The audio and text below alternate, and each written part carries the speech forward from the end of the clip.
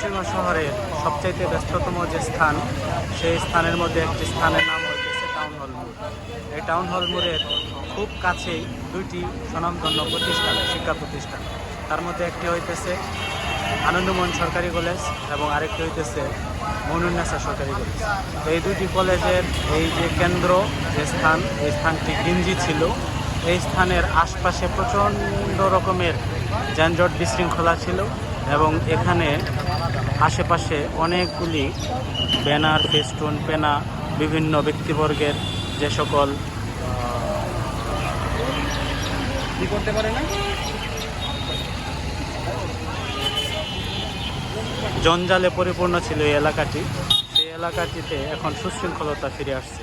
এই সুশৃঙ্খলতার মধ্যে আপনি দেখতে পাবেন এই যে আমাদের পাশে যে এই যে মমিনুন্নেসা কলেজের যে পাশে যে দেয়ালটা আছে, এই দেয়ালটাকে খুব সুন্দরভাবে কারুকাজে সম্পন্ন করা হয়েছে। এবং এখানে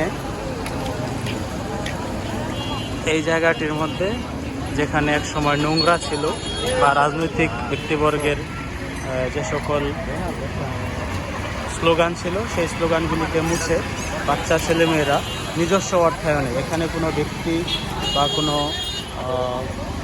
পৃষ্ঠপোষকতা ছাড়াই তারা নিজেদের অর্থায়নে স্বপ্রণোদিত হয়ে এই ওয়ালগুলিকে এত সুন্দরভাবে সাজিয়েছে।